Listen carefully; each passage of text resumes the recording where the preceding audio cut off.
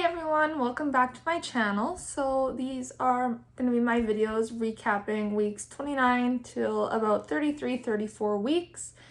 So I will be starting with week 29 and also revealing our echocardiogram results, as I am super excited to actually reveal these. So 29 weeks. 29 weeks, I had a little bit of a spike in my blood sugars, and then we had to make some changes to my settings because the settings I had just were not working, and now it's very crucial to make sure that my settings are right and that I'm not having too many highs, as it can cause the baby to grow too quickly. Like with my last pregnancy, near the end, my blood sugars were just super hard to control, and my son ended up being born prematurely, and he was also breech. And we ended up needing an emergency C-section at 34 weeks, 5 days. And he was born being 7 pounds, 8 ounces. So we're trying our best not to have a big baby boy like that again. And at our echocardiogram, we actually found out that he is perfect weight for his gestation, which was at 29 weeks. He was weighing 3 pounds, 3 ounces, which they said is perfect. He's also in a head down position, which right now doesn't really matter because we're planning on a C-section, but it was still nice to know that he's not breech like my last baby. And then jumping into our echocardiogram results. So the cardiologist came in and then kind of went over how a baby's heart works while it's in the womb, and like how every baby has 3 holes in its heart to begin with, and like once it's born, those holes kind of all just get cut off and close on their own. And I guess the whole time that our obstetrician was actually looking at these holes, and so we found out that he has no holes that at all, that he's like no ASD, no VSD. He just has his 3 normal holes that he's supposed to have. The news was shocking.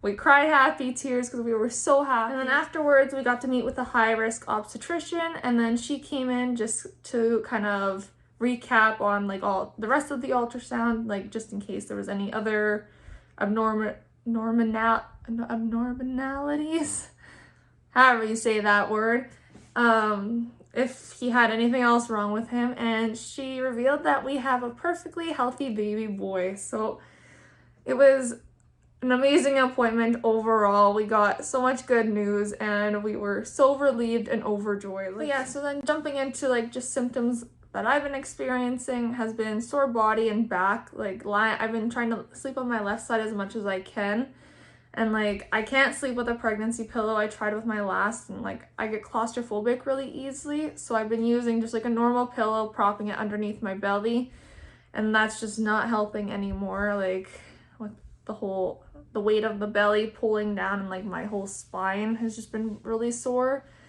My tailbone is still in lots of pain, which has been since 12 weeks in this pregnancy.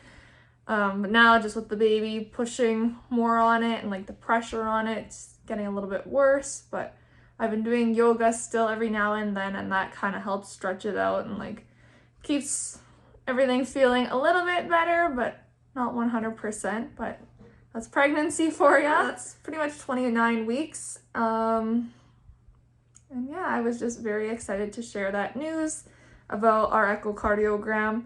My A1C is also still at a 6.2, so still working on getting that down back to a 6.0. So let's cross our fingers and hope I can do it. Hi guys, okay, so I'm back with my videos to recap, I guess, the last couple weeks now. It will be 30 weeks till 33 weeks. Also, I just wanted to kind of like touch back to my last video about 29 weeks. So with the heart issue, I don't want to say that my obstetrician was wrong and like that they were looking at the wrong or at the normal holes the entire time, because like we don't know if that was actually the case. It could have actually been that he had these holes and they magically cleared up all on their own, or yeah, I don't know. But the echo came back totally normal, which we are so happy about. There could still be a chance that the echo was wrong and that there could still be holes, but we won't know until he's born. But at this point, we are just staying positive that everything is okay with his heart. And we're gonna keep it that way until he's born, and then we'll see then if there is any issues, and we will deal with them then, because that's the only thing we can do. So I am gonna jump into 30 weeks.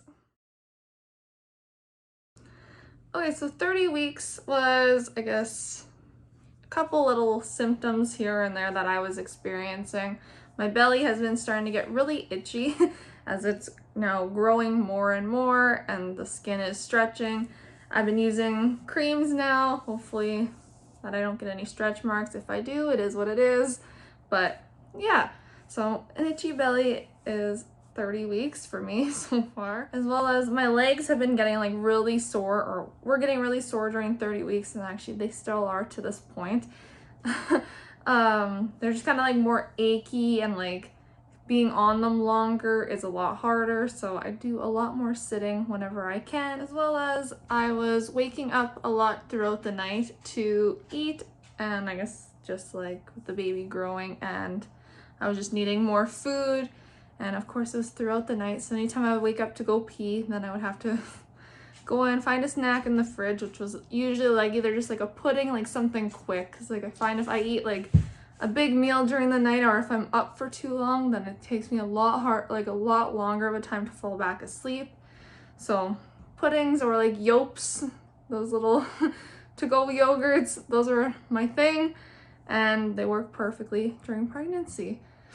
I also ended up having a doctor's appointment that week, and my blood sugars were really good during that week, minus like that jump I keep getting after my breakfast. We still just can't get rid of that jump, but otherwise everything looks good, and my doctors were like really happy with everything, and like, I guess, yeah, we're doing a good job this time. As well as 30 weeks was when we talked about non-stress tests. I don't know if you know what a non-stress test is, but it's just like the fetal monitoring device that goes on your belly. So there's two pads. One monitors like the baby's heart rate, and the other one monitors your contractions if you're having any at that time. And then so I've been doing that now, and it's I think like a weekly thing for me. So like except for the weeks that I have ultrasound. So if I have an ultrasound, then we don't do a non-stress test, and then if I don't have an ultrasound, then we do a non-stress test. So I've had two and then one extra non-stress test. Of the extra non-stress test that I had to have, so I was on this medication for this infection that I have. It's called ureaplasma. It's not like a normal infection that most women get during pregnancy, or they can even have it before pregnancy, which I think is my case. The only thing is like ureaplasma doesn't really affect you until you're pregnant, and once they find out you have it, that's what can cause premature labor. So I've been on medication since like 14 weeks pregnant. Like I'd take the medication for 5 days, and then we'd wait 2 weeks to see if I still had it. So then I did another dose, and then waited 2 weeks, seeing if I still had it. I still had it. So again, we did another dose, but this time we did a different medication. And then it was 2 separate times I had to take it. And the first time I took it, it just like made my stomach kind of like upset and just like made me gassy. But then the second time when I took it, which was during my 30 weeks, it made my stomach like crazy upset. I woke up and like I felt like puking. I had to use the washroom constantly, and like my stomach felt like it was just like cramping like crazy. So I messaged my obstetrician, and she said it was just best to come in, get checked out, and just make sure everything was okay. So then that was what that extra non-stress test was for, because they did that to make sure that the heart rate was okay, that I wasn't actually having any contractions or anything, and yeah, everything was fine. It was just the medication not agreeing with me, but happy to say I don't have to take any of those medications anymore, seeing as we're nearing the end, so that's good news for me. Also, I'm rewatching my videos right now, and I just wanted to add in about the ureaplasma. So the way I found out that we had it was because I was starting to have like symptoms that were kind of like having like a yeast infection, or just like a urinary tract infection. And so I mentioned it to my obstetrician, and then she ended up doing 2 different types of swabs where like she had to go like right in and like swab inside like my cervix and also just in the vagina, and that ended up coming back positive for ureaplasma. She also tested for another type of infection that you can have, I guess, but that one came back negative. So that was just the way I ended up finding out that I had it. Not everyone has it. I mean, if you have certain symptoms like you're having a yeast infection and you find out it's not a yeast infection, then I would definitely mention it to your obstetrician or your midwife, doctor, whoever, and then maybe see if you can get that same swab done and then find out if that is something that you have. Because like I said, it can cause premature labor, and now looking back, we wonder if maybe I had it with my last pregnancy and maybe that's why my son ended up coming at 34 weeks. So just something to look into, and if it's something that, or if you had a premature labor before and you didn't know the cause, then yeah, definitely something to look into.